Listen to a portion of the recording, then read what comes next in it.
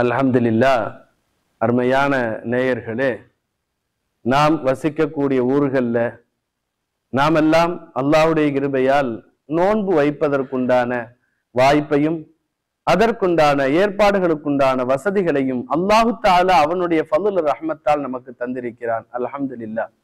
ஆனால் நம்முடைய அக்கம் பக்கத்துல, நம்முடைய உறவுகள்ல, நம்முடைய ஊருக்குள்ளாக சஹருக்கும் இஃப்தாருக்குமான சாதகமான சூழல் இல்லாமல், அதற்குண்டான வாய்ப்புகள் இல்லாமல் எத்தனையோ பேர் ஏங்கிக் கொண்டிருப்பார்கள். அவங்கெல்லாம் நம்மளை தேடி வரணும்னு எதிர்பார்க்காதீங்க.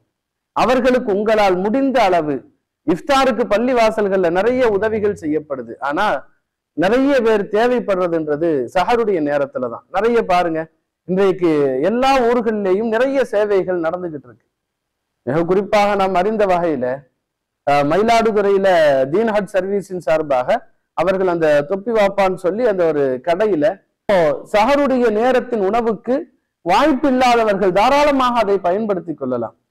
வெளியே வாங்கிட்டு போறதாக இருந்தா மட்டும் அதற்கு ஒரு குறைந்த ஒரு 100 ரூபாய்க்கு அந்த உணவை கொடுத்துடுறாங்க. ஆனா அங்க வந்து உட்கார்ந்து சாப்பிட்றவங்க யாருனாலும் சாப்பிடலாம், எவ்வளவு நாளும் சாப்பிடலாம். அப்ப இதுவெல்லாம் இன்றைக்கு தொடர்படியாக சேவைகள் நடந்துகிட்டு இருக்கு. ஆனால் இன்றைக்கு தமிழகம் முழுக்க அந்த சேவைகள் தேவை. நீங்க 100 பேருக்கு செய்யுங்க, 1000 பேருக்கு செய்யுங்கன்றது இல்லை. நம்ம வீட்டுக்கு பக்கத்துல யாராவது வெளியூர்காரங்க, ஒரு ஹாஸ்டல்ல படிக்கக்கூடிய சிறுவர்கள், ஹாஸ்டல்ல படிக்கக்கூடிய இளைஞர்கள் இருக்காங்களா, அவங்களுக்கான சஹர் ஏற்பாட்டை செய்யுங்க. அவர்களுக்கான சஹருக்கான உணவுகளை கிடைக்க செய்யுங்கள். அதே போல நாம் அறிந்த வகையில அப்ப அவங்களுக்கு சஹருடைய நேரத்துல தேடி போய் உணவு கொடுக்கக்கூடிய சேவைகள் அங்க நடந்துகிட்டு இருக்கு. இந்த மாதிரி நிறைய சேவைகள் உண்டு. அதனால நோன்பாளிகளாக இருக்கக்கூடிய நீங்கள் நோன்பாளிகளுக்கு உதவி செய்யுங்கள். இந்த ரமலானுடைய மாதம்ன்றது இருக்குல்ல, நம்மை அப்படியே அல்லாஹ்வுக்கு நெருக்கமாக நம்மை அப்படியே உருவாக்கக்கூடிய ஒரு மாதம், பட்டை தீட்டக்கூடிய மாதம் இது. இந்த மாதத்தில் நாம் பட்டை தீட்டப்பட்டு விட்டால் அடுத்த 11 மாதங்கள் இதனுடைய உஷ்ணம் அப்படியே இருக்கும். அந்த உஷ்ணம் குறைகின்ற போது அடுத்த ரமலான். அதனால ரமலானில் நீங்கள் நிறைய அமல்கள் செய்வதோடு உங்களுக்கு அருகில் உள்ளவர்களையும் கவனம் கொள்ளுங்கள், கண்காணியுங்கள்.